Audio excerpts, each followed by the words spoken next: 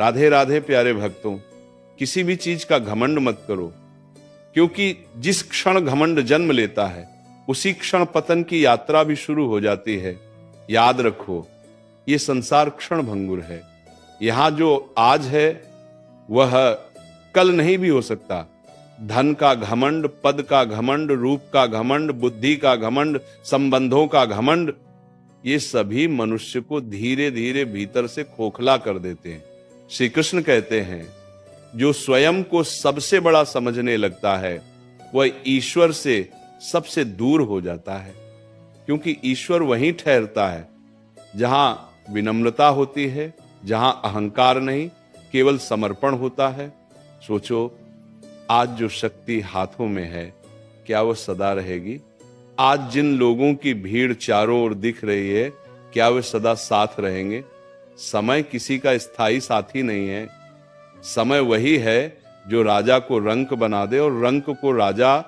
इसलिए घमंड मत करो, क्योंकि घमंड मनुष्य की आंखों पर ऐसा पर्दा डाल देता है कि वह सत्य देख ही नहीं पाता, और जब सत्य दिखाई देना बंद हो जाए तब पतन निश्चित हो जाता है। श्री कृष्ण का ज्ञान कहता है, जो मिला है उसे प्रसाद समझो, अधिकार नहीं। जो है वह ईश्वर की कृपा है, तुम्हारी योग्यता का अकेला परिणाम नहीं। यदि आज सफलता मिली है तो उसमें कितनों का योगदान है, ये भी स्मरण रखो। माता पिता का आशीर्वाद, गुरु का मार्गदर्शन, समय की अनुकूलता और ईश्वर की मौन सहमति, इन सब के बिना कुछ भी संभव नहीं। फिर कैसा घमंड, किस बात का अहंकार? घमंड करने वाला व्यक्ति भीतर से भयभीत होता है। उसे हर समय डर रहता है कि कहीं उसका घमंड टूट न जाए, इसीलिए वह कठोर बोलने लगता है, दूसरों को नीचा दिखाने लगता है, स्वयं को ऊंचा सिद्ध करने में ऊर्जा नष्ट करता है। लेकिन श्री कृष्ण कहते हैं, जो सच में महान होता है उसे स्वयं को बड़ा बताने की आवश्यकता नहीं पड़ती। उसकी शांति, उसका संयम, उसका व्यवहार ही उसकी पहचान बन जाता है। ध्यान रखना, घमंड केवल सफलता से नहीं आता, कभी कभी त्याग से भी आता है। मैंने बहुत सहा है, मैंने बहुत किया है, मेरे जैसा कोई नहीं, ये वाक्य भी अहंकार का ही रूप है। श्री कृष्ण कहते हैं, त्याग भी तब तक पवित्र है जब तक उसमें अहंकार न हो। जैसे ही त्याग का घमंड आया, त्याग तपस्या नहीं, बोझ बन जाता है। जीवन में यदि सच्चा सुख चाहिए तो विनम्र बनो। विनम्रता कमजोरी नहीं है, यह सबसे बड़ी शक्ति है। जो झुकना जानता है वही टूटने से बचता है। पेड़ वही जीवित रहता है जो हवा के साथ झुक जाता है। अकड़ कर खड़ा रहने वाला वृक्ष ही सबसे पहले टूटता है। यही जीवन का नियम है, यही गीता का सार है। श्री कृष्ण कहते हैं, जो स्वयं को कर्ता मानता है वह बंधन में बंध जाता है, और जो स्वयं को केवल माध्यम मानता है वही मुक्त होता है। जब यह समझ आ जाए कि सब कुछ कराने वाला ईश्वर है, तब घमंड अपने आप मिटने लगता है। तब सफलता आने पर भी मन शांत रहता है, और असफलता आने पर भी मन स्थिर रहता है। याद रखो, घमंड मनुष्य को अकेला कर देता है। लोग दूर होने लगते हैं, रिश्ते टूटने लगते हैं, और अंत में व्यक्ति स्वयं के अहंकार के साथ अकेला खड़ा रह जाता है। लेकिन विनम्र व्यक्ति के पास सब होते हैं, और प्रेम, विश्वास, सम्मान और ईश्वर की कृपा। इसलिए श्री कृष्ण की वाणी यही कहती है, जो कुछ भी है उसका घमंड मत करो, जो नहीं है उसकी चिंता मत करो, जो चला गया उसके लिए रो मत, और जो आने वाला है उस पर अधिकार समझो मत। समय सबका आता है, और समय सब कुछ सिखा देता है। जो समय से पहले सीख लेता है वो बच जाता है, और जो समय के भरोसे छोड़ देता है वो टूट जाता है। इसलिए आज ही सीख लो, घमंड छोड़ो, विनम्रता अपनाओ, कर्म करते रहो, फल ईश्वर पर छोड़ दो। ये संसार तुम्हें जितना ऊंचा उठाए उतना ही झुककर चलो, क्योंकि जो झुककर चलता है वही अंत में सबसे ऊंचा उठता है। यही श्री कृष्ण का अमर संदेश है, यही गीता का शाश्वत सत्य है। यह जीवन किसी एक की जागीर नहीं है। यहां जो भी मिला है वो उधार है, आज है कल नहीं भी हो सकता। इसलिए किसी भी चीज का घमंड मत करो, क्योंकि घमंड उसी चीज का होता है जो छीन सकती है। जिसे कोई छीन न सके उसका कभी अहंकार नहीं होता। श्री कृष्ण कहते हैं जब मनुष्य ये मान लेता है कि सब कुछ मैंने किया, वहीं से अज्ञान शुरू हो जाता है। क्योंकि सच्चाई यह है कि न सांस तुम्हारे हाथ में है, न समय, न परिस्थितियां। फिर किस बात का घमंड, किस उपलब्धि का गर्व? जिस देह पर घमंड है वह अभी मिट्टी में मिल जानी है। जिस नाम पर अभिमान है वह अभी समय के साथ भूल दिया जाएगा। शेष क्या रहेगा? केवल कर्म और उनका फल। घमंड मनुष्य को धीरे धीरे अंधा बना देता है। वो सही सलाह सुनना बंद कर देता है। उसे लगता है मुझे सब आता, मुझसे बेहतर कोई नहीं। यही सोच उसे पतन की ओर ले जाती है। इतिहास गवाह है, जो झुका नहीं वह टूटा, जो विनम्र नहीं हुआ वह मिट गया, और जो शांत रहा वही अमर हुआ। कभी सोचना, जब जीवन में कठिन समय आता है तब कौन साथ देता है? वही लोग जिनके साथ कभी विनम्रता से व्यवहार किया गया था।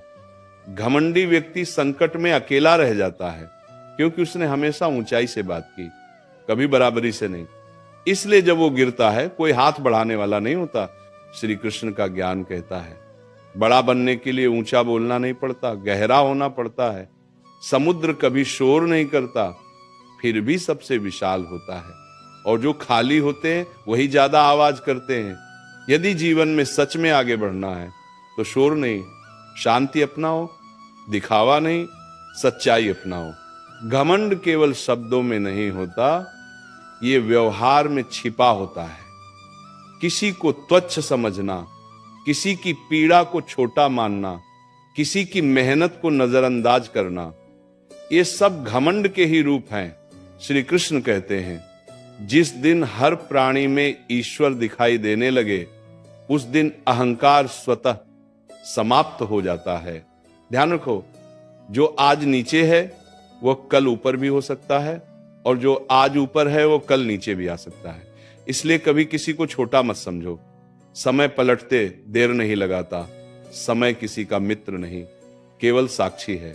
घमंड मनुष्य की प्रगति को रोक देता है, क्योंकि सीखने की क्षमता तभी तक रहती है जब तक अहंकार नहीं आता। जिस दिन ये सोच आ गई कि अब सीखने को कुछ नहीं, उसी दिन विकास रुक जाता है। श्री कृष्ण कहते हैं जो हर दिन स्वयं को शिष्य मानता है वही सदा आगे बढ़ता है। जीवन में यदि सम्मान चाहिए तो विनम्रता का आचरण करो। डर से मिला सम्मान टिकता नहीं, लेकिन प्रेम से मिला सम्मान जीवन भर साथ रहता है। लोग शब्द भूल जाते हैं, व्यवहार नहीं भूलते। इसीलिए व्यवहार में मिठास रखो, चाहे परिस्थितियां कितनी ही कड़वी क्यों न हो। याद रखो, घमंड कभी भी खाली नहीं जाता। वह किसी न किसी रूप में दंड देता है, कभी रिश्तों के टूटने के रूप में, कभी अकेलेपन के रूप में, तो कभी मानसिक अशांति के रूप में। और विनम्रता वह हर परिस्थिति में रक्षा कवच बन जाती है। श्री कृष्ण कहते हैं जो मिला है उसके लिए कृतज्ञ बनो। कृतज्ञता और घमंड एक साथ नहीं रह सकते। जहां कृतज्ञता होती है वहां अहंकार टिक ही नहीं पाता। हर सुबह ये स्मरण रखो, जो कुछ है वह कृपा है, और हर रात यह स्वीकार करो जो नहीं मिला उसमें भी कोई कारण है। जीवन को हल्का रखना है तो मैं को हल्का करो, क्योंकि मैं ही सबसे भारी बोझ है। जितना मैं बढ़ता है उतनी शांति घटती है, और जितना मैं घटता है उतनी शांति बढ़ती है। जीवन में जो सबसे पहले गिरता है वह शरीर नहीं होता, अहंकार होता है, और जो सबसे आखिर तक बचा रहता है वह भी अहंकार ही होता है। इसलिए श्री कृष्ण बार बार यही समझाते हैं किसी भी चीज का घमंड मत करो, क्योंकि घमंड इंसान को ऊपर से ऊंचा दिखाता है पर भीतर से खोखला कर देता है। जब इंसान ये भूल जाता है कि आज जो है वह कल नहीं भी हो सकता, तभी घमंड जन्म लेता है। पद मिलते ही आवाज बदल जाती है, पैसे आते ही व्यवहार बदल जाता है, थोड़ी सी प्रशंसा मिलते ही सिर ऊंचा हो जाता है। लेकिन श्री कृष्ण कहते हैं जो बदल जाए वह स्थायी नहीं होता, जो टिक जाए वही सच्चा होता है। इसीलिए यदि सच में महान बनना है तो परिस्थितियां बदलने पर भी स्वभाव मत बदलो। सोचो, जिस दिन सब छिन जाए उस दिन क्या बचेगा? वही बचेगा जो अहंकार के बिना कमाया गया था, वही साथ देगा जो प्रेम से जोड़ा गया था। घमंड से जोड़ा गया हर रिश्ता समय आने पर टूट ही जाता है, क्योंकि घमंड जोड़ता नहीं, अलग करता है। श्री कृष्ण का ज्ञान कहता है, जो स्वयं को सबसे ऊपर रखता है वह सबसे नीचे गिरने के लिए तैयार रहता है, और जो स्वयं को सबसे छोटा समझता है वही सबसे बड़ा बन जाता है। ये संसार दिखावे से नहीं, संतुलन से चलता है। जो संतुलन खो देता है वह चाहे जितना बड़ा क्यों ना हो, गिर ही जाता है। इसलिए संतुलन, घमंड केवल दूसरों को चोट नहीं पहुंचाता, ये सबसे पहले अपने ही मन को घायल करता है। भीतर अशांति बढ़ती जाती है, संतोष समाप्त हो जाता है। हर समय तुलना, हर समय बेचैनी, हर समय डर, यही घमंड का परिणाम है। और विनम्रता, वह मन को ठंडक देती है, विचारों को स्पष्ट करती है और आत्मा को शांति देती है। श्री कृष्ण कहते हैं, जिसने स्वयं को जान लिया उसे किसी से तुलना करने की जरूरत नहीं रहती। तुलना वहीं होती है जहां आत्मबोध नहीं होता, और जहां आत्मबोध आ जाता है वहां अहंकार अपने आप विदा हो जाता है। याद रखो, घमंड ज्ञान का भी हो सकता है। मुझे सब पता है, मेरी सोच सबसे सही है, मेरी समझ सबसे गहरी है। ये शब्द धीरे धीरे सीखने के द्वार बंद कर देते हैं, और जो सीखना बंद कर देता है उसका पतन निश्चित हो जाता है। श्री कृष्ण कहते हैं, सच्चा ज्ञानी वही है जो हर दिन स्वयं को सीखने वाला माने। जीवन में यदि आगे बढ़ना है तो सिर ऊंचा रखो, लेकिन मन झुका हुआ रखो, क्योंकि सिर ऊंचा रखने से आत्मसम्मान आता है और मन झुका रखने से अहंकार मिटता है। दोनों का संतुलन ही सच्चा जीवन है। कभी ये मत सोचो कि मेरे बिना कुछ नहीं हो सकता, क्योंकि ये सोच ही सबसे बड़ा भ्रम है। संसार किसी एक के लिए नहीं रुका है, न रुकेगा। जो ये समझ लेता है वही हल्का हो जाता है, और जो स्वयं को अनिवार्य मान लेता है वही बोझ बन जाता है। श्री कृष्ण कहते हैं, सेवा का भाव रखो, स्वामित्व का नहीं। जब तुम सेवा करते हो तो ईश्वर तुम्हारे साथ होता है, और जब स्वामित्व दिखाते हो तो ईश्वर दूरी बना लेता है, क्योंकि ईश्वर अहंकार में नहीं, समर्पण में बसता है। ध्यान रखना, जो जितना शांत है वह उतना ही शक्तिशाली है, जो जितना विनम्र है वह उतना ही अड़िग है, और जो जितना सरल है वह उतना ही महान है। सरलता कोई साधारण बात नहीं, यह आत्मिक ऊंचाई का प्रमाण है।